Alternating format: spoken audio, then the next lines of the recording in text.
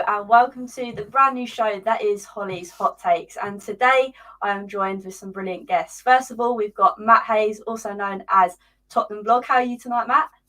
All good, Hollie. Thanks so much for asking me to come on. I'm looking forward to this. No, thank you for coming on. And also we've got David, also known as the Irish Hotspur. How are you tonight, David? Absolutely brilliant. I tell you, that intro is class. I love the music. It's got me well up for this. So let's go. It's good, isn't it? It's a bit of a body popper, isn't it? But yeah, thanks again for jumping on. So tonight we're just going to pretty much go around all the topics that have been flying around at the club at the moment and that have been causing a bit of division between all the fans. So I think we're going to start with the main guy at the top at the moment, which is Jose, the man that is trying to sort everything out on the pitch. So Matt, I'm going to start with you. What's your takes on Jose at the moment? I still think Jose is the man who can bring success to this club, but the one thing that he needs is money. And look, I love Jose. He's a character. Everyone loves seeing him in and around the Premier League. Of course, the opinion can be different when he's at your club because of the negatives that always come with him being in charge of your team. But he's proven it time and time again that he knows what it takes to win trophies. And yes, people can say his style of football is a bit outdated, but you can't judge him on what's happened at Spurs so far because he hasn't had the chance to put together the squad that he needs, that he wants to build in order to achieve with this team. He needs centre-backs. He probably needs another midfielder, and he certainly needs a right winger as well. So I think we do need to judge him based on how he fares if he does get the investment. Now, as much as I'd love to see him stay at this club, as much as I want him to succeed, if Daniel Levy can say right now there's no money for the summer, get rid of Jose, because things are only going to continue to go downhill. But if the money is there, I really do think Spurs can be very successful under Jose Mourinho. I agree. I think that's a very good point to put out there. I think we've all got to kind of sit back and think, okay, if Jose had, say, the back line that we all know is a bit poor at the moment, would we be able to fare better? And that's why I want to come to you, David. Is that something that you feel as well? Is that the whole concept of Jose at the moment? Yeah, 100%. Look, the guy has tried everyone. He's tried everyone that he has available to him in the back line. And they've all come in and made mistakes and been poor. Do you know what I mean? He's damned if he does and he's damned if he doesn't. Like when he was still trying to persist with Eric Dyer. He was making mistakes week in, week out. And fans were saying, take him out, this, that, and the other. But now since he's took him out and he's trying to find the right partnership that doesn't make mistakes, fans are sitting there saying, you need a consistent back four. He's just one of them polarising figures. No matter what he does, people are always going to say the opposites to suit their agenda to get him out. You know what I mean? He could bring on Harry Winks, Gareth Bale and Dele Alli that everyone has been calling for. But as soon as he brings them on to come on and do nothing, they'll say he should have brought on Sissoko, Lucas Moura and Say Lamella, for instance. Do you know what I mean? Well, no matter what he does, people just don't want to give this guy a chance. I fully agree with what Matty says. Look, at the end of the day, his CV is there. His track record is there. If it's good enough for all the top clubs, some of the best clubs in the world, like Real Madrid, Inter Milan, you know what I mean? You even have Chelsea United thrown in there. If it's good enough for them, why does Tottenham have to be the special one where Jose has to come in and change for us? At the end of the day, Jose doesn't change for anyone. He leaves Tottenham, he's walking into another big club with finances that are going to back him. And I think we're going to be eating our words and that Tottenham would be the only team that Jose doesn't win a trophy with. For me, I agree with Matty. If you're going to back up, if you want to back him in the summer, keep him. If not, you're going to have to get rid of him and bring in another project, and we're going to be on another 5-year project, which forever since I've been born, we've always been on a project. So I'm sick of it. People need to wake up and realise the problems at this club, and it's a lot further than Jose Mourinho. See, this is the thing that really infuriates me, the fact that we've brought Jose in and we still haven't necessarily spent the money. And I can kind of see what Kelly's saying here in the sense that he needs money, because we've seen that in every club he goes to. He needs money. And that's the thing that really irritates me. Does that mean maybe in the summer we might spend money, Matt? Because I can't see that Jose has come to this club without knowing that he'll have money to spend. Yeah, I honestly do think, I've said this quite a bit, that I do think Jose came to this club with the promise from Daniel Levy that he would be given money to spend in the window, and he would be given as much as he needed, the team that he needed to go out and build a squad that he felt would be capable of bringing trophies to North London for us. But with everything that's happened in the last year and a half, people who are complaining about Daniel Levy, of course, have full right to do that. That is their opinion. But I feel, from my point of view, that you can't criticise him for not having the money to spend. Say in the last transfer window, for instance, last summer, we brought in some very, very good players. Reguilón and Hollie are two extremely astute signings, and other signings that probably should have worked out a bit better than they have. But the money wasn't there to go out and get a £60 million centre-back, and then a £50 million midfielder, and then a £40 million right winger. That was never going to be the case. Look at Real Madrid. For the first time in 70 years, they didn't sign a player in the summer in the summer transfer window because the funds simply weren't there. Barcelona couldn't get over a £5 million deal for Memphis Depay over the line. Everybody's been struck by this. And yes, as with everything, there are going to be the kind of peculiarities. If you're looking at Chelsea, Leeds, Wolves, all spending a lot of money. But on top of everything that is affecting every club around the world, Spurs are just off the back of building a £1 billion stadium. You know, there's talk of us being in debt by £1.17 billion, which is crazy, crazy money to think about. So I honestly don't think there is anywhere that this money can come from. Daniel Levy even said it himself back before fans were allowed back in the ground for that North London derby, that if stadiums were closed for the rest of the season, Spurs would be in dire financial straits. And the stadiums will be closed to the end of the season. So it's hard to look at it and look at it in this particular moment in time and say, well, Daniel Levy had to spend in January, he had to spend in the summer, because the long-term sustainability of the club is a lot more important than one squad for one manager. As much as that manager could be the man who brings the club to the next level, there's no point in going out and winning 2-3 trophies for 2-3 seasons in a row if 10 years down the line the club's going to go into administration and actually struggle to survive. So I do think in that very first moment when Jose was appointed, Daniel Levy had said to him, you know, this is your budget, this is what we'll do in terms of wages, these are the people that'll help you buy these players. But everything, and I mean everything, has changed since that moment, and nobody can really guess where things are going to go in terms of, you know, the global situation from a football side of things, when fans will be back in the ground, you know, how clubs will come out of this financially. It's everything is up in the air, and like I said at the start, I don't think Jose Mourinho is the man who needs to be in the club to try and get things sorted out there. Like Kelly said, Jose, without millions to spend, is an average manager. In the past, he's been a really good manager at that level. If you look at what he did with Porto, you know, it was mainly bringing up players from the lower Portuguese divisions and the kind of younger players of that club that he brought into that team and managed to go on and win a Champions League trophy with them. But first of all, that was an absolute miracle. And second of all, that's almost 20 years ago. A lot has changed since then. The European superpowers are more powerful than they've ever been with the transfer kiddies they've managed to attain and the squads they've put together. So it's so hard to say where the money is going to come from, and without it, if Jose will be successful. No, exactly that, Matt. And to be honest with you, I didn't really think of it in that kind of sense. I mean, we are all struggling in a world pandemic, and I suppose even though we know football's its own economy, it has been hit as well. And that kind of leads me on to my next point, David, which is obviously we've heard rumours that Daniel Levy wants to sell a big name come the summer, maybe to try and recuperate some of these fees. So saying that, David, is there anyone that you think's floating around in your head which could be this big name? Look, but before I actually answer that question, sorry, Hollie, there is a couple of things I want to say on some of the previous stuff that was said. Look, so whether you're Jose in or Jose out, and whatever happens with Jose, it doesn't matter. It's still the board's problem, because they knew you were going to have to back Jose with big money before they even brought him in. They knew that. In terms of the pandemic, look, we've been making profit for so many years, right? So many years, right? If anybody should be in a position to exploit this market, it should be Tottenham. The reason why Real Madrid and Barcelona and that don't have the funds is because they spend up to 100, 200 million every season on players. We don't. So if anyone should have the money to capitalise right now, it should be Tottenham Hotspur.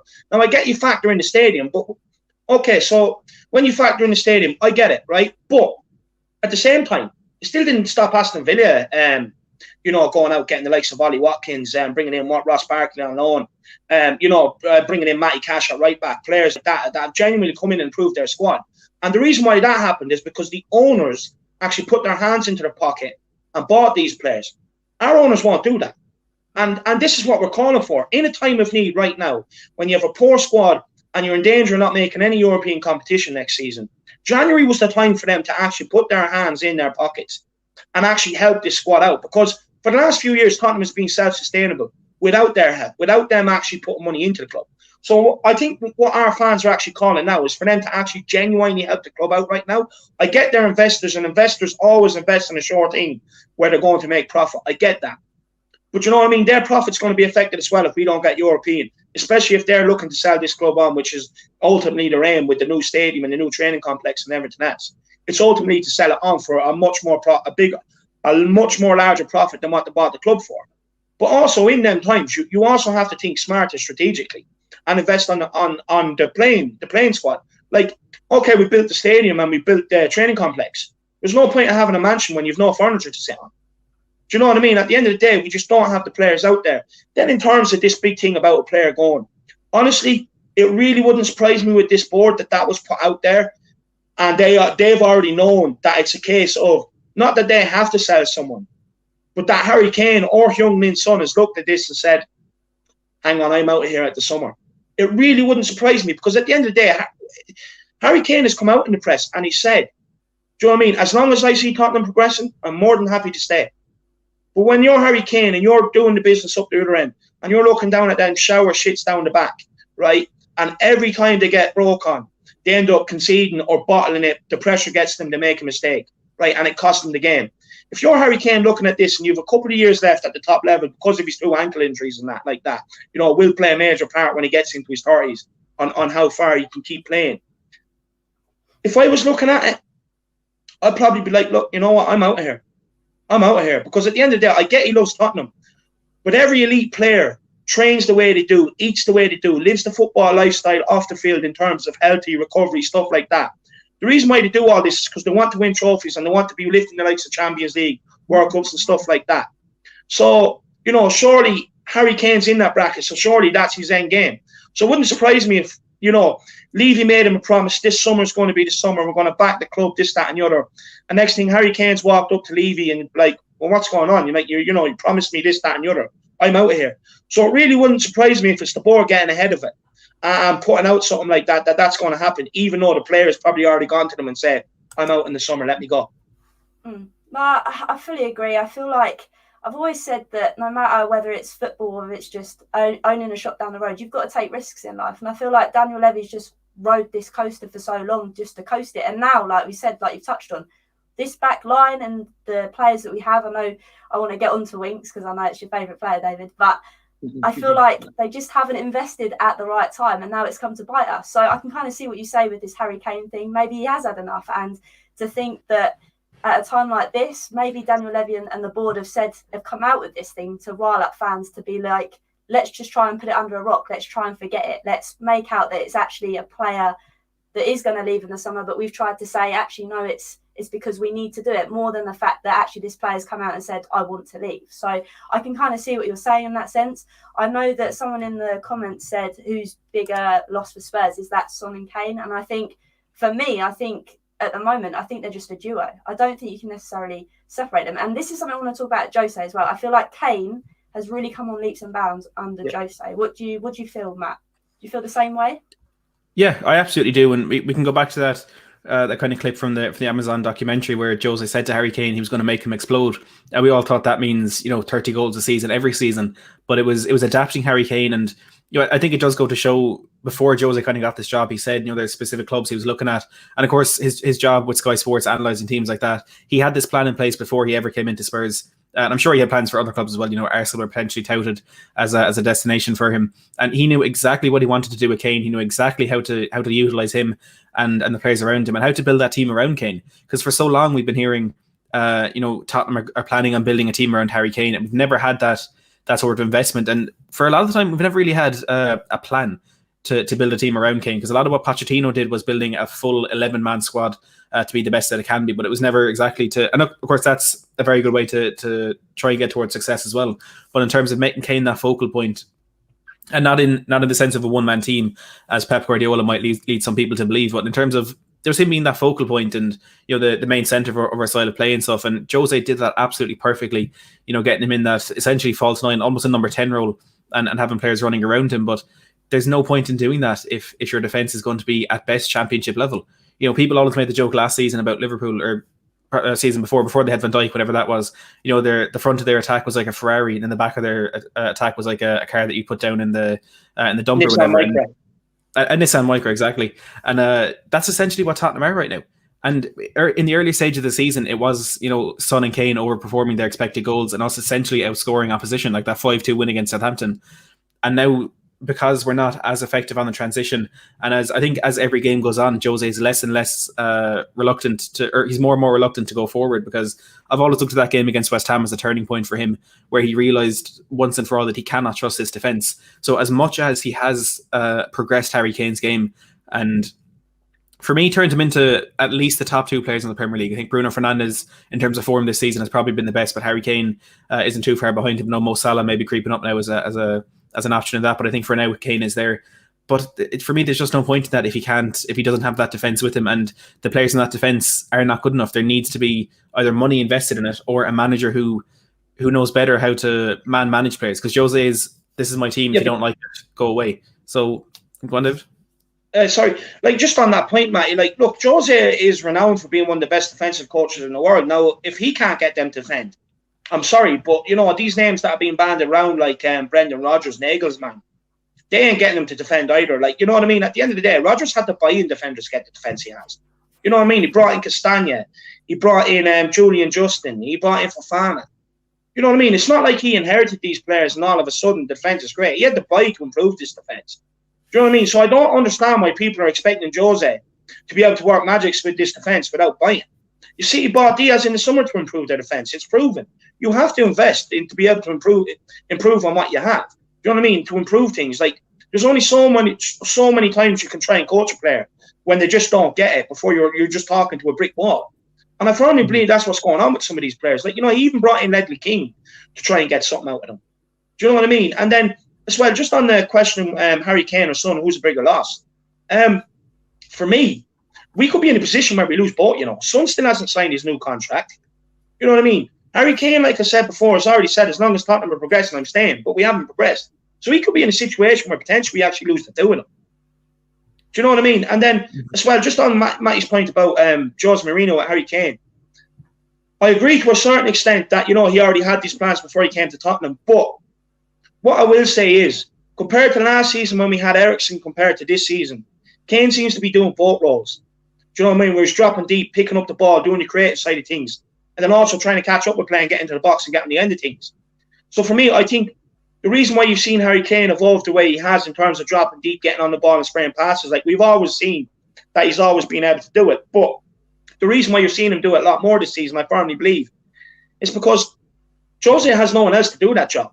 Like, you know, people can say Dele Alli at me all they want, but he's not the type of player that gets on the ball and has the vision for passes. Dele Alli's the type of person that does flicks, runs in behind and gets on the end of things. It's completely different to the role Eriksen was playing. And I think that's why we're so over-reliant on Kane at the minute, because he's doing two jobs. I do think Ali can be that player to be that creative one. Sorry, I just like that season, I think it's the 2016-17 season, he had like 12, 13, 14 assists. So he's not just that player who does the flicks. That's what Jose will lead the fans to believe he is, but he definitely is that creative player. And I made the point, I think it was in the game against Stoke, where, you know, Dele did try a few flicks, did try a few kind of penetrative passes, and a lot of them were intercepted. But I'd rather Dele Alli in there making 10 passes forward and one of them put Harry Kane in on goal than someone like, for example, take Harry Winks, who'll pass the ball backwards 10 times out of 10. You know, we do kind of need that risk taker of the team, and Ali could be the perfect man for that. I get that, but like you were saying, you know, he tried flicks and probably one of them out of 10, you know, come off. But like if you compare that to Christian Eriksen, you know, Christian Eriksen would probably get 5 out of 10. So, you know, when you do take that into balance and account, he's not as good at that role. Dele Alli, for me, is better at, you know, quick plays, you know what I mean? He's an instinctive player. Like against West Ham that time, the ball was going out, he slid in, kept it in, we went on and scored from it. He's that sort of instinctive player. In terms of being able to get the ball, spray it left, right, over, in, behind, you know what I mean? Kind of sustain the attack and stuff like that. I just don't think he is I don't think he's that type of player. For me, look, Dele Alli's brilliant at, you know, getting beyond Harry Kane, getting into the box, getting on the end of things. We've all, like the 2 goals against Chelsea that time, you know, we've all seen Dele Alli do that. I just don't think Dele Alli is the answer to get on the ball like Mourinho wants someone in that position to be like, get on the ball, you know what I mean? And play left, right, in behind, try different things. And that, I think that's why you're seeing Lamela over the last few games playing in there and doing that. Right, exactly. I think maybe we've kept Dele because of that bit of flair towards the end of the season. I mean, we're seeing it at the moment. Our squad's just so stale. And I feel like, I hope it will get better, but I clearly can't see it. Maybe that's why we've kept Dele, just towards the end of the season, just throw him in there to give him a go. And I'd also just like to pick up on this point from rivalry aside. They've said, if we do get rid of both, can we trust the board to replace them? And I think we've seen that countless times before. We did the same with Bale. Who have we brought in with it? So I want to get your guys' takes on it, but I feel like it's going to be the same as mine. I just feel like they won't. So Matt, I'll start with you. If Kane and Son did go, I wouldn't want the board to replace them with 2 equally world-class players. First of all, because that's always such a risky tactic. You know, if you're looking at it in the last couple of years when Premier League clubs have tried to sign world-class players, how often does that actually work? You look at Kai Havertz at Chelsea this season. You can say the same thing about Hakim Ziyech.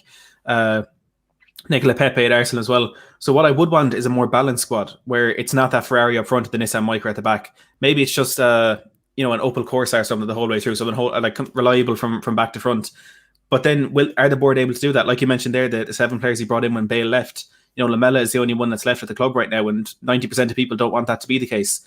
So it's hard to have confidence or have faith in the board to do the right thing if Kane and Son left. But personally, what I would like is that kind of more balanced squad. Bring in a few centre backs. Of course, we're going to need a striker. We're going to need a winger.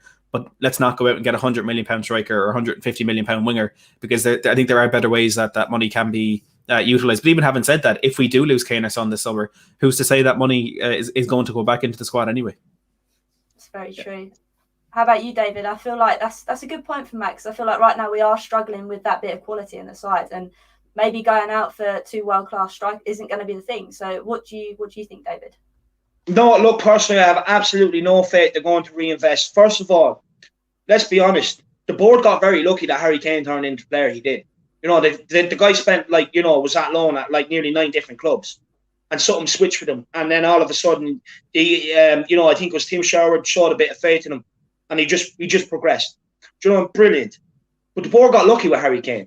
You know what I mean? They got very lucky with Harry Kane. And with Son, okay, they bought him in, fair play, he was class. But the thing is, if you're going to end up letting Harry Kane go, I don't trust the board to buy a striker. Look at our last few, Janssen, Soldado. Do you know what I mean? Players that literally couldn't hit a barn door. They couldn't score an open goal if they were on the 6-yard line. Do you know what I mean? So for me, if they do sell Kane, straight away they have to go all out for a world-class striker to replace him. Because if not, we're in for a long, long few years. We are in for a hell of a long few years. In terms of Son, honestly, I struggle to see who you're going to replace him with. Especially when you have that guy, Steve Hitchen, up there making the decisions, who literally come out and said, I don't like the transfer window. Do you know what I mean? And he's employed in a position to love the transfer window and go and find his players. And he's come out and said he doesn't like the transfer window. What is going on? Honestly, I do not trust them to replace Harry Kane and Son adequately. We're going to go through another phase where we sign 7 players and hopefully 3 of them work out. It's a numbers game with this board. I'm sick of it. We need Kane and Son to stay. Otherwise, we are going to go down to the lower halves of the Premier League for a little while. It's that simple. And that's the thing. I think we've touched on it already, that the fact that I feel like the board will take risks that are calculated. They won't go out and be like, right, this is what we need. Let's go get it and let's make sure it's secure. It's like, let's buy Davinson Sanchez for 40 million and let's hope he becomes good. And again, it hasn't worked out. So that's another thing. I think looking at the squad right now, who do we really realistically need to shift out? Because I feel like rather than bringing players in, which we do need, I think we also need to send other players the other way. So, David, I'll go with you because I can see Harry Winks looking at you from behind my shoulder. Yeah, I was just about to say, I hope you kept the receipt for that, because honestly, I would be sending it back and asking for my dollars back. It's an absolute waste. You could have got Harry Kane or someone like that. At least then you'd be a lot more happier than looking at Harry Winks. For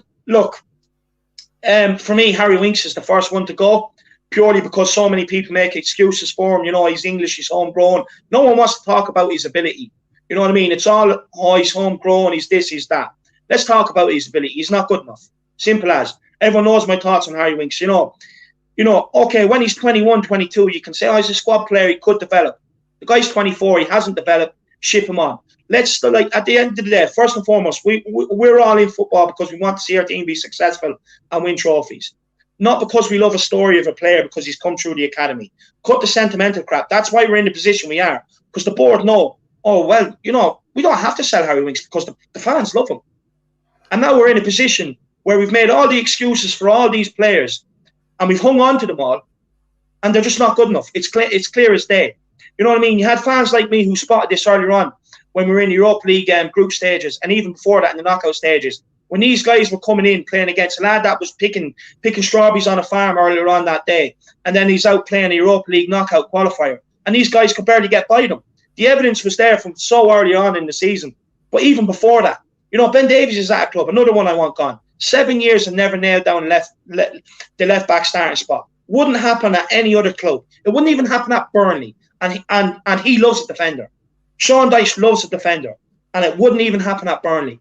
You go into Davinson Sanchez. At the time, I get why we done it. It was a gamble. It was a risk. but he had time to develop because we had Toby and Jan. That time's gone. He's had that time. He stepped in, and he's still an absolute disaster. For me, pack his bag, send him over to Colombia on holiday for the rest of the season. Serge Aurier, again, another player, even under Pochettino. No, everyone wants to try and make things a Mourinho problem. Even under Pochettino, the guy was a calamity. He made so many errors. Ship him on. You know what I mean? You go on to even Doherty. I know he's been here less than a season, but he showed me nothing that he's going to be any better. And he's not exempt just because he's Irish either. Ship him on. You go into midfield. I already said Harry Winks. For me, I'd actually keep Sissoko. I would keep Sissoko. You have Ollie Skip coming back in. So maybe if you could buy a centre attacking midfielder, in my opinion, would be brilliant. I'd also ship on Dele Alli. Look, I love Dele Alli as much as the next person. We bought him for $5 million from MK Dons. The kid came through. He exploded onto the scene. And he's given us so many great memories. But again, sentiment only buys you so long. Do you know what I mean? And at the end of the day, if he's not in Mourinho's plans, and Mourinho is going to be here another season, you have to sell him. Do you know what I mean? I would even sell Lucas Moura and Lamela. I'd sell the two of them as well. I'd get them gone. Like, you're talking about half of a squad here. And that's only what I can think of off the top of my head. There's probably more. There's probably a lot more. Just on terms, like with what you were saying about, I can't remember what it was a second ago, but basically, like, the thing is, we've trusted in this board for so long. We've all been behind this board, right? Oh, sorry, we're talking about Daniel Levy and that. But, like, the thing is, we've all bought into this for 20 years now. We've all been on this for 20 years. You know what I mean? It's a project. It's about bringing in players and developing them. And we're going to get the new stadium. We're going to the elites of European football. It just hasn't happened.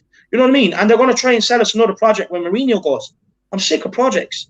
Time now is to stop being the laughing stock of the top six and actually go on and win a trophy. Like Leicester went on and won a league. That should have been our league. That should have been our league. Leicester went on and have won a league. They've come from Championship, even League One, to win a league. And we've always been in the Premier League. Always been in Premier League since Premier League days started. And we still haven't won one. People need to start questioning what really is going on here. Like, we've bought into the board's way for so long. It's about time the board start delivering and giving us fans what we want. Because we put so much money into this club through merchandise, getting over to games, tickets, match day revenue, TV. You buy your Sky and BT Sports money, which ends up going to the club as well. You know what I mean? So it's about time the board actually delivered for us fans as well. Like, we've stuck with the board for so long. Now it's their turn. It's over to them. No, exactly. And I definitely feel that. Obviously, having Winks behind me just shows you how much money I've wasted on this club. So I fully agree with you. And I just want to point out what JJ Season said about, because of how much rubbish we have in this squad at the moment, is it time to maybe give these guys a go, Matt? Is it time? Should we just give them a go in this Europa game? I wouldn't do it in the Europa League game purely because that could be our best chance of winning a trophy this season. Like, I'd like to say I'm one of the most optimistic Spurs fans out there, but the likelihood of us beating Man City in that Carabao Cup final is slim to none. At the moment, of course, there's still a little over 2 months until that game is actually played, so a lot could change. And I would almost agree with Jose's approach in this one, because you can almost say for sure that Jose is not going to start 4 or 5 young players in this game. He is going to take it seriously. And if the option does arise to bring these players on, of course, he will take that one. But I prioritise that Europa League a lot more than giving these players a chance like that. And just on the point of like what players we do need to ship out, we have one of the biggest squads in the Premier League, one of the deepest squads in terms of players that could be first team players. Quality wise, we're nowhere near that. But we have a lot of players in that team. Like, looking at, we've had to loan out Sessegnon, Skip, Juan Foyth, Paulo Gazzaniga, just because they can't even get near that squad. Joe Rodon can't even get in the Europa League squad. There are 6, 7, 8 players there that we could ship on for 10, 15 million pounds and get a lot of money in. And that's 2 or 3 really, really good players we could get in for this team. But I think Jose is beginning to make decisions to appease the fans. And I said this when he brought on Dele Alli and Gareth Bale. I forget which game was it, the West Brom game. The Jose out fans he's trying to appease. That's the thing. Yeah. That's my opinion. Yeah, that's even worse. But if he's already making subs like bringing Ali and Bale on, because look, let's be honest, the two of them on the pitch together at the moment are a calamity, because neither are in the form that we know they can show. So if he is trying to make these decisions to appease the fans, maybe he is going to ship off Harry Winks, but maybe he wants him. Maybe he does think there's quality there for him to make it into this team. And look, I don't think there is. I know the two of you don't think there is either, but I was kind of using him as a specific example. I want Jose, if he is going to be at this club, to make the decisions based on his footballing knowledge, his expert opinion, rather than oh, well, I saw 3 fans on Twitter saying they want, or these 3 fans on Twitter said they want us to loan Harry Kane to Doncaster. Let's not do that. Let him make his own decisions. And that is the biggest concern I think with every club at the moment, the way everything is on social media now. Every single fan has a voice. And yes, that's the way it should be, but not 100% of the time when people are using that voice in such a toxic way. We do need to get behind the players as much as we can, behind the manager, behind the board as much as we can. But when they let us down time and time again, that's when we need to start, I won't say turning against them, but voicing our opinions. Like, let's not sit here and say, oh, we hate Daniel Levy, get him out of our club, he's no good for us, all this personal stuff. Let's look at it logically. Say, well, he's not investing the money. He doesn't seem willing to bring this club on to the next level. Maybe it's time for him to sell. And that's, I think, where things could really be effective for Jose Mourinho, because look, I'm not going to sit here and say the players and the managers scroll through football Twitter every single day trying to figure out who's saying what. But they do see what's on social media. If it's in their Instagram comments, if it's in their Twitter DMs and all that stuff, they do see what is said. And I don't want that to come into effect to things that are happening at Tottenham Hotspur Football Club, because that, I think, could be a huge, huge detriment for this club. And whether or not we can get past that, I'm not sure. Just on like the players. Sorry, Hollie. Just on the players and that. Look, at the end of the day, we all sat here and we've backed these players for years now. A lot of these players, like Eric Dyer, Ben Davies, Harry Winks, even Sissoko, Sanchez, Aurier. We've all backed these players for years, but there comes a point where they also have to earn what you're saying about them. You know what I mean? Like, I'm not going to sit here and protect the player, even though I can clearly see he's costing us every week. I'm just not going to do it. Because at the end of the day, I want what's best for my club. Do you know what I mean? And as well, like, this thing is such an easy fix, right? Because I've actually come up with something here. If I can just have a minute to explain it. So, for me, right, you bring back Sessegnon in the summer. He's your backup to Reguilon. He pushes Reguilon for a starting spot. That frees up Ben Davies to sell him. So then, you sell Ben Davies and you can also sell Davinson Sanchez. You buy in a centre-back. So that leaves you with Toby Alderweireld, Eric Dyer, Tanganga, Roden, and whoever you bring in. You know what I mean? Then you move on to right-back. But with selling Sanchez, and you could probably potentially sell Dyer as well, you can go and get your right-back. Do you know what I mean? And then when you get in your right-back, you sell Aurier or Doherty. That frees up your money then to go in and buy another centre midfielder. You get that centre midfielder, that frees you up to sell Harry Winks. And then you can, you know what I mean? You can keep investing throughout the squad just by selling this dead wood. It's an easy fix, but the reason why it seems so complicated is because Daniel Levy won't take a loss on these players. I admire that. Don't get me wrong. I admire that. I'm pretty sure every club, when it comes to selling players, would love someone like Daniel Levy. But there comes a point where you have to say, okay, it's my fault. The player was never good enough to be here. I invested too much money in him in the first place. I'm going to have to take a loss, and it's my fault. But they don't want to do that. They don't want to own up to it. For instance, in the transfer market, they put out this. They give Football London this article to put out. These stupid Spurs fans, they believe everything we say. Tell them we can't sign foreign because because of the English quota. But at the same time, what they didn't want to say is, but they didn't question, but we loaned out Skip and Sessegnon, who, would boost the English quota. So it was the board's own doing in the first place. And second of all, you can just sign foreign to replace foreign. It's that easy. You're still not affecting your English quota. So a lot of it is the boards are making these problems and then feeding the likes of Football London and Alistair Gold with these articles. Do you know what I mean? I'm putting it out there for the Spurs fans to lap it up and absolutely, dive into it and get behind it. This is why we can't do it. But when you sit back and you take yourself away from it, and you start thinking logically, you pick holes in every single thing that comes out by the board. Yeah, no, exactly. And it's like we keep saying, it's like they spent so long not wanting to make a loss that now we're in this position where we've got so much dead wood over quality. And that's so annoying. And I just want to put a spin on it because this is quite an interesting point by Phil here. He said that obviously we know our defenders are error prone, but he's kind of saying here that it's Jose's mindset. And I can kind of see that Jose is a hard nut and he will say it how it is. Now, do you think that's kind of affecting the way the players play and why we're seeing such a decline in these defenders at the moment? Because Jose will just tell you how it is. I think he seems to have been reluctant to criticise defenders lately, which is really strange. Dele Alli had that one flick against Stoke and Jose came out at the press conference and was like, yeah, that's the reason we conceded.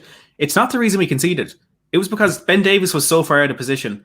And Matt Doherty doesn't know how to defend the back post is the reason Stoke scored in that game. I don't think he's actually called Eric Dyer out personally in a press conference or in an interview to, if he has made a mistake. And was it the City game or one of the recent games anyway? Liverpool game. Remember, he made a mistake against Liverpool as well. But whatever game it was recently, he came out in the press conference, and one of the first things he said was, "Don't talk to me about defensive errors. I know they are there." And that was the end of that. Oh, that was Fulham. I think that was Fulham. Was that Fulham? But yet when Dele Alli makes one flick that you can categorically say it's not the reason we conceded, he's first on the back on Dele Alli to call out that. Tanguy Ndombele last season, after that game away to Burnley, he's straight away saying, "Oh, it's his fault."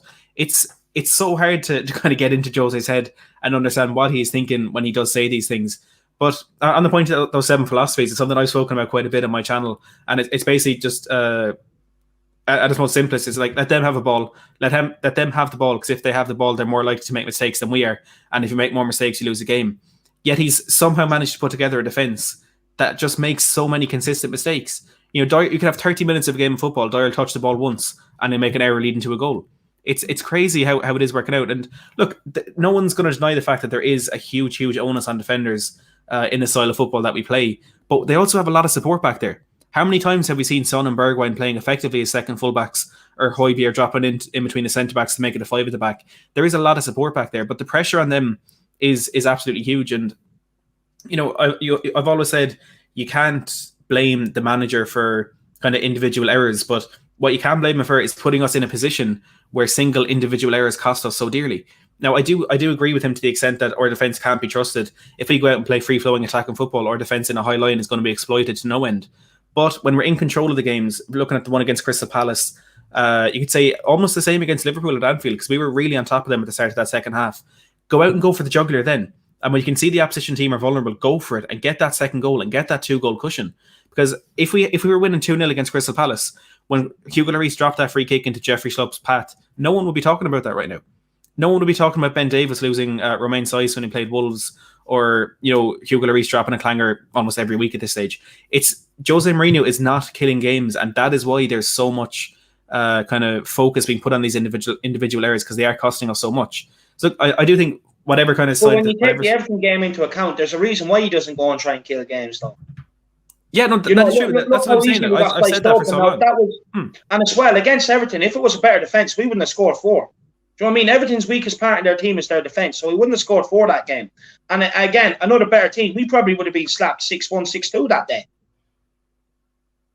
Yeah, I totally get that. And it's strange. I've kind of seen a parallel between the likes of Everton and Tottenham, in the sense that Everton kind of have a shaky defence like we have, like you've touched on. And that's the game we should have gone out and killed it. And because our defence is so, how do we put it at this point in time, rubbish, and not be able to be composed at the back with these challenges from other teams, it's just, I don't know where we can go from here. I mean, the thing is with the Everton game, right? Let's take it into context. So, we were 1-0 up, we were cruising, and we were still pushing for the second. We didn't take our chances, and within a blink of an eye, we were 3-1 down. That's why Jose doesn't go to kill-off games. Jose's system is actually set up to keep us in a game to try and win it, because he knows the defenders aren't good enough. And just on your point, Matty, about what he comes out and says in the press, it's back to what you were saying previously before that. It's about keeping fans happy, because with the Dele Alli situation, the reason why I think he called him out personally is because at the time when Dele Alli done it, we were on the attack, we were looking to kill the game off. He gave the ball away, they went straight up, we found ourselves 1-1 against Stoke, a championship team. I think that's why he called him out. But on the flip side, if he comes out and calls out these defenders, the Josie outers are sitting there waiting for that. They're waiting for that and say, "Oh, how do you expect the defenders to have confidence when he's berating them?" You know what I mean? I think the reason why Josie's not calling them out is because the amount of mistakes they're making, it's not going to help them by calling them out. Do you know what I mean? Look, me personally, I would actually rather Jose came out and, had a go at them in the press, because they deserve it. But if you're thinking logically as a manager, if he does that, he's only alienating himself with the squad. Do you know what I mean? So for me, I think the reason why is he's trying to protect them in the press. Because look, make no mistake about it, these managers and fans, they watch us on social media. We all know it. They all do tune in and watch it. And for me, he can already see that, these players and these defenders are also getting a lot of criticism also off us fans. And believe me, rightly so, it's justified. But, he can't come out and do that. Because ultimately, no matter what, if he does that, the Jose haters are going to be sitting there waiting on it. It's just a losing battle for him. Like you said, if he comes out and says the players are crap, then we're all going to sit here and say, what are you going on about? And then at the moment, I feel like that's why lots of people are getting frustrated with him, because he sits there and says all these things that he's praising the defenders when we all actually know the defenders have played poor. So whatever he says, he can't really win. And it's rather frustrating. And I do get everything that you guys are saying. I think what we also need to kind of touch on is the fact that the real gems of our squad at the moment, because I feel like without them, I don't know how we'd cope. And I think one of the people I'd like to point out on is Højbjerg. We kind of touched on it last episode, and I just kind of want to get your thoughts on it. Do you think the 2 errors that Højbjerg has done in recent times was either down because it was too harsh from the ref, or do you think we're just burning him out? What do you think, Matt? I think there is an element of burnout there. There's no doubt about that. He's the engine in the middle of our team, and in this season that's so much more congested than ever before. And when he's in a midfield that, let's be perfectly honest, is not as good as him, aside from a few times we've seen Ndombele sit back on that double pivot, there is going to be an element of burnout. But you can't expect a player to perform on his level the whole way through a season. And everyone was saying that at the beginning of the season with Kane and Son, saying they're not going to continue to overperform their XG as much as they are. But no one said it about Højbjerg. Yet what he was doing was so much more physically demanding than any other player, because he is that engine in the middle of the park that keeps absolutely everything going, both defensively and at times offensively as well. So like you can't criticize him for it, I suppose, because everyone's going to have a downturn in form. And maybe what we were seeing at the start of the season wasn't just Højbjerg being Højbjerg. Maybe that was him at the pinnacle of his form, perhaps for this season. Hopefully not forever. But everyone has a change in form, and I think his downturn in form is only being highlighted so much because of how dependent we are on him in the middle of that park. Now, you can look at that penalty against Everton, and you can say it's harsh, but at the end of the day, he took Calvert-Lewin down. Whether he meant it or not is completely irrelevant. I do think that was a penalty, and the one against Manchester City, I think was a stonewall penalty as well. Again, he may not have meant it, but he did take him down. He did sweep him with his left foot coming back. So, even if they were harsh, if they weren't harsh, you can't just call him out for this. And I've said kind of on the watch songs that we do that when we criticize Højbjerg for a performance, if he makes a slack pass, or if he doesn't seem if he seems too tired coming towards the end of the game, we're going to say it. But I think things like that need to be kept to each individual game, because credit in the bank is definitely one thing. But if he has a bad performance, if he costs us a game, it does need to be said. But let's not hold that against him a month down the line when he's since won 3 games for us, if that makes sense. Højbjerg is one of those men. I think we put him in with Kane and Son, and that has so much credit in the bank. Individually, at certain times, does have to be called out, but in the grand scheme of things, we can't afford to be critical towards him. We can't afford to kind of forget what he has done for us. And I'm struggling, I can't think of the exact phrase to put it, but we need to remember what he has, the good he has done for us, and the games he has actually got the 3 points for us. Yeah, no, exactly that. And it's interesting to see that while we keep playing him all the time, I feel like he is going to have a little bit of a downward, because I think that's with every player. I think you can't perform at the highest level every single time. So I totally get that. I mean, looking towards the game tomorrow, obviously, David, what are your thoughts? Are you feeling like we're going to go out and try and play our best squad? I know Kane isn't there, but what are your thoughts and feeling on the game tomorrow? Do you know what? I actually think we are going to start with a strong enough squad. And my reason being is because he took off Lamela and Ndombele against City early. And I think that's because it was to save their legs, because they were the game was already over. We were already 3-0 down. There's no point in having Ndombele when he already has fitness issues running around after a ball for the next 20, 25 minutes. And look, make no mistake about it, Jose is going to want to go for this. I fully expect us to, absolutely wipe the floor with these guys. Wolfsburger, you know what I mean? At the end of the day, I expect to be sitting here tomorrow with a nice big burger, absolutely enjoying it with a 4-0 victory. It should be that easy. It should be that straightforward. And I think if his press conference is anything to go by with Son at the press conference, I can see a strong lineup. Now, I know he did say that, just because Son's in the press conference doesn't mean he's going to play. But he also said that with Harry Winks earlier on in the season, and Harry Winks still played. So for me, I do think we're going to go for a strong lineup. Being honest, I would like to go out there, get the job done there in one leg, then bring them back to the lane and play the likes of Dennis Sarkin and that and give them a run out. That's my opinion. This should be a straightforward, easy win onto the last 16. And it's that simple. Honestly, I don't fear this. I've never been so relaxed going into a European game. I feel like I wish I could feel the same, David. There's something in me that's just not confident at all, just because it's Tottenham and I run a form at the minute. But coming to you, Matt, do you think this is the shot of the season to try and bring and save the season this year? Because obviously the Premier League can still be open, and we've seen that with the likes of Liverpool and Anfield not being the fortress anymore. But do you think that's kind of out of reach? Do you think Europa League is our one last shot to save the season? Mm-hmm. And as painful as it is to say, absolutely 100%. Now, on David's comments there, they're famous last words as a Spurs fan. I know he's been caught out with things like that before, but it's going to be very difficult to get something in the Europa League. You know, it's some fans seem to be looking at it as though, you know, look, it's fine because we win the Europa League anyway. There's some incredibly strong teams in that Europa League, Manchester United included in that, but teams like Napoli and AC Milan, I think, are still in the competition. But top four for me is gone. I can't see us getting back in there.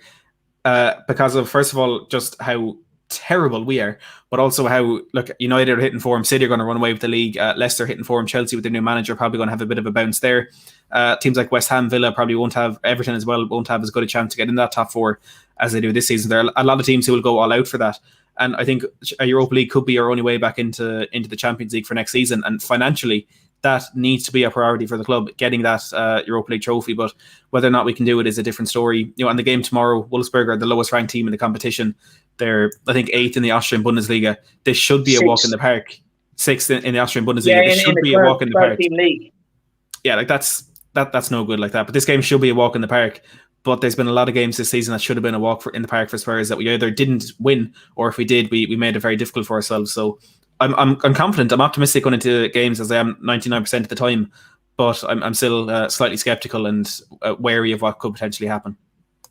I think that's a good point, and I feel like, obviously, with how low they are, I feel like it has got to be a game we've got to win and to get those away goals. And what Carl's just said as well, do you think that Bale will start tomorrow? Do you think if we don't see him tomorrow, do you think that'll be it for the rest of the season? What do you think, David? Look, to be honest with you, I don't think Jose and Bale are getting on at the minute. You all seen the clip that was released, like, you know, we all heard the clip that was released saying, you know, you can either play football here or go back to Madrid. Do you know what I mean? That was definitely aimed at Gareth Bale. And then you seen the tit for tat on Instagram, social media, the press, where, you know, Gareth Bale says, oh, I'm injured, I'm going to work with my sports scientist. And then Mourinho has basically come out questioning, well, you know, I actually don't think he is injured.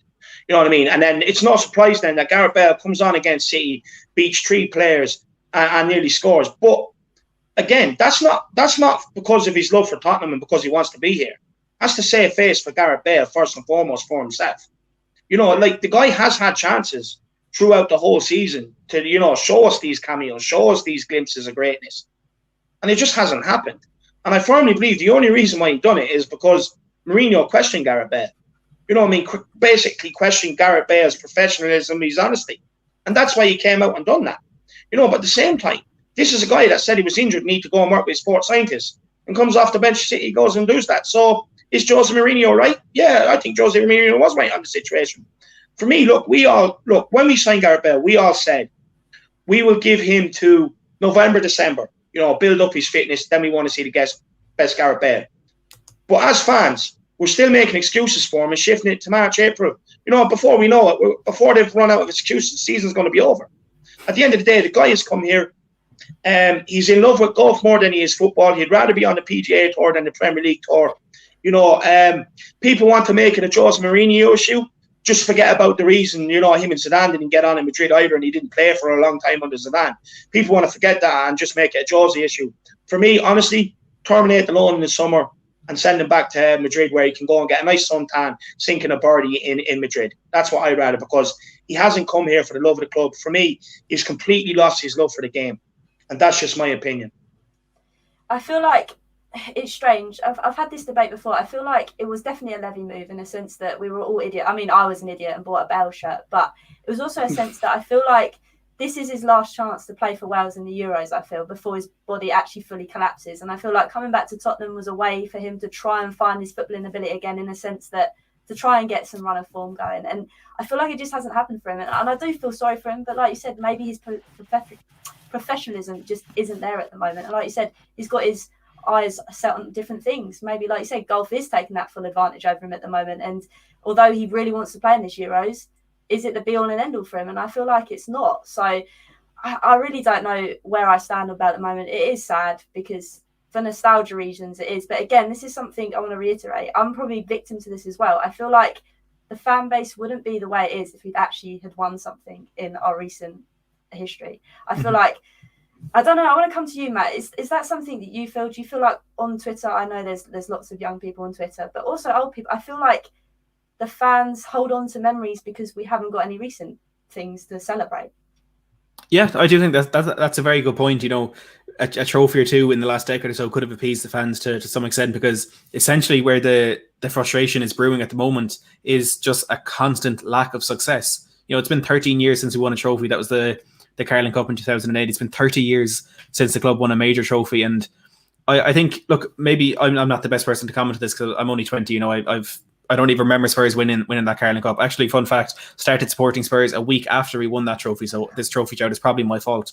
But that, like football, it's about trophies. And I think for a lot of time under Pochettino, I wouldn't say people were brainwashed, but people bought into his idea that it's not all about trophies. It's just simply being better than you were the day before. And eventually success will come with that.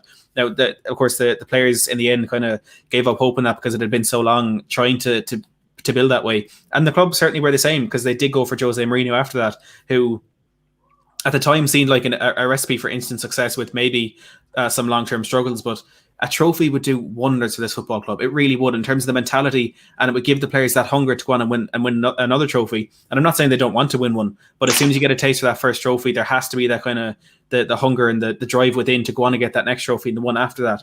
And look, maybe that was the whole idea behind Mourinho: bring him in, win a few trophies, get rid of him, and then maybe start, I don't want to say project because David might hit me, but like bring in someone like Nagelsmann then and to build from there. But success is everything. And I think if there was that element to the fan base, if we had, it's like, okay, well, we did win that FA Cup 3 years ago, or we did win that, I don't want to say Premier League because that would be, of course, a very different story, but we did have a trophy there a couple of years ago. So it might have kind of subdued the anger within those fans some bit, but you know, we're not going to know that because we didn't get that trophy, unfortunately. Just on the Pochettino thing there, Matty, like, you know, I bought into the project just as much as everybody else, but let's make no mistake about it. He was also failed by the board.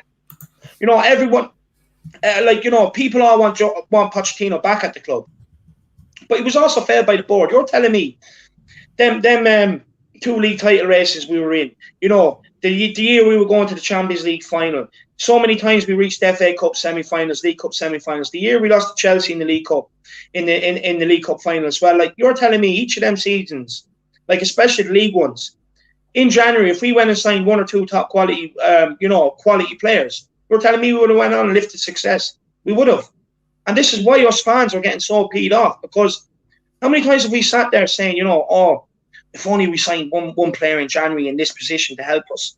You know what I mean? Like, we're fed up of talk. Like, all we do is talk about trophies, but, you know, the board just do not share our ambition. And it's that simple. Like, you know what I mean? Like, the way the board seen it is, oh, Pochettino's doing a great job. He doesn't need investment. Do you know what I mean? Whereas if they were proactive and said, you know, the guy's doing a great job with some of these caliber of players he has here. So, you know, let's go and get him 1 or 2 players in, and let's really kick on for this league title. So they failed Poch, they failed Mourinho, and they failed us. They failed us for 20 years. They have failed us for 20 years. I'm actually getting to the point, I'm not messing, where I would probably sit here and cry for 2 days if we win that League Cup. And that's embarrassing, I know. It's full-on embarrassing. But it's gone to that point where I've been that starved for success. I've been promised so much, and all these promises have been broken. I will sob like a baby when we win the League Cup. And just in terms of what Matty was saying about me hitting him about another project, look, I get it. Like, you know what I mean? I have no problem sitting through projects. But if you're going to sell me a project, at least fucking fund it properly.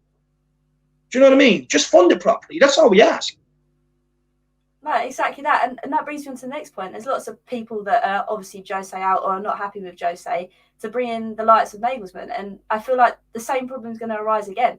Are we going to be in this same boat where we get a good manager in that's compared to Poch, but he's not going to get backed, is he? So this is another thing that brings on to my next point. Is there any point having hope in the future for managers after Jose if we don't see some sort of change in where we put our money? What do you think, Matt? I think there has to be. There'd be almost no point in supporting the club if you didn't have that. But we are coming close to that point where it's hard to kind of muster up that hope within you. But there are managers out there who need money to succeed. Those are Pep Guardiola, Jose Mourinho, I think Carlo Ancelotti a bit in the past as well. But there are managers who don't need that money and who can build a project and who can, with a kind of lower budget, you can to some extent say Klopp did do that because he sold Coutinho to get in other players. But like Pochettino, who so nearly did it at Spurs, and I can't imagine he's going to go out and spend £400 or £500 million pounds a season at PSG either. But look, Spurs fans are never going to be happy. And I think that is the bottom line that we do need to take into consideration here. For the last week, all I've seen on Twitter is, get Nagelsmann in. Nagelsmann has done so well at Leipzig. He's only 33. He could be here forever.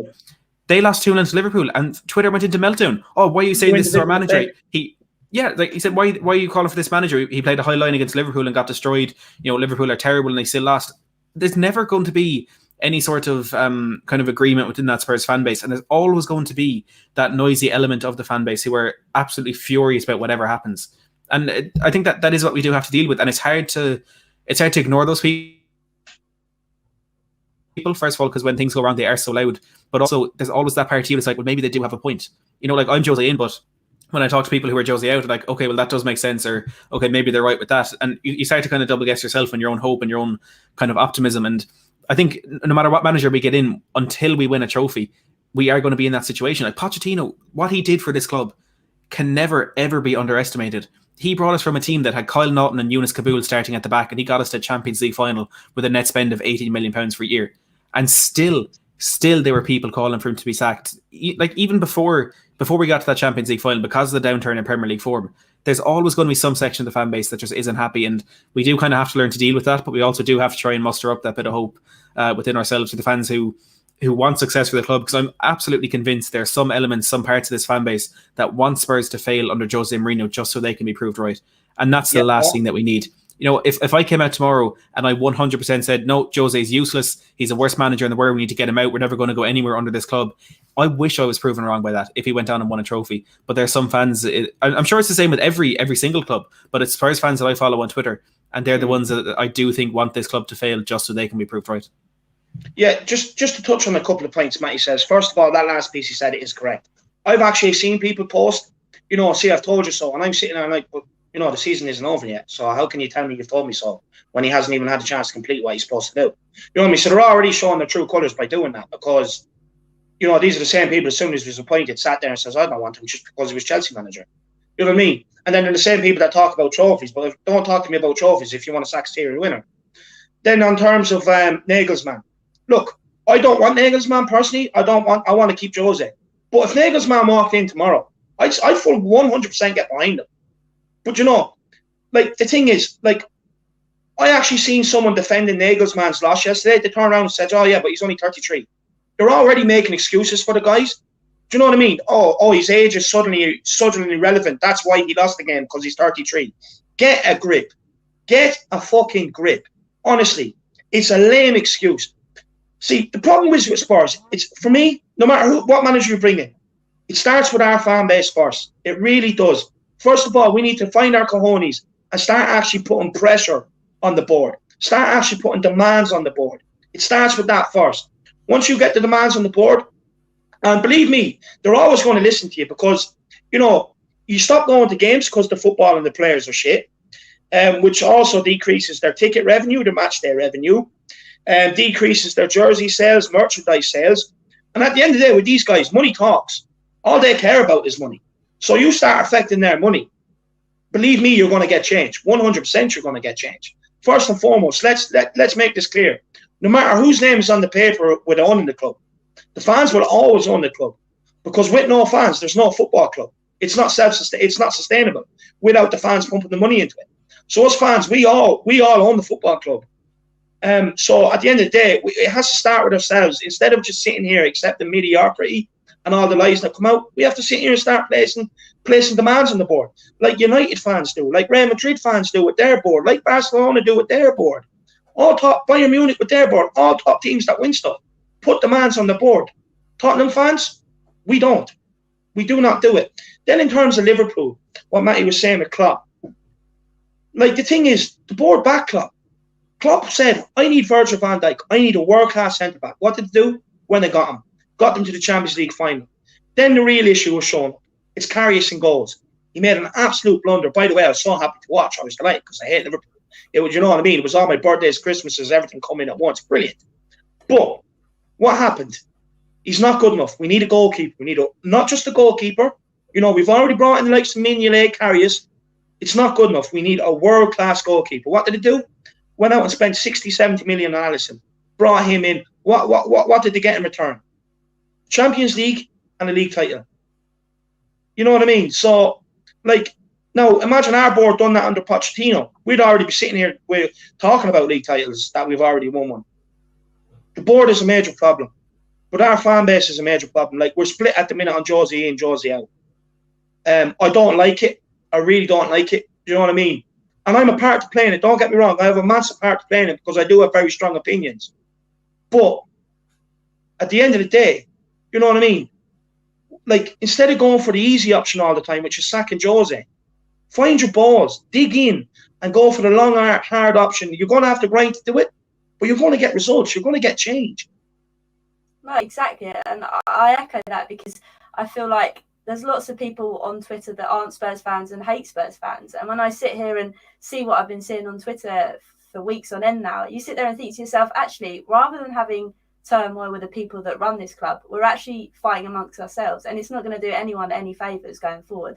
So I fully agree on what you've said there, David. And I just kind of want to wrap things up now and say thank you both for coming on. You've made this a lot easier for myself trying to host this, so thank you very much. I just want to say, Matt, where can everybody find you for your shows?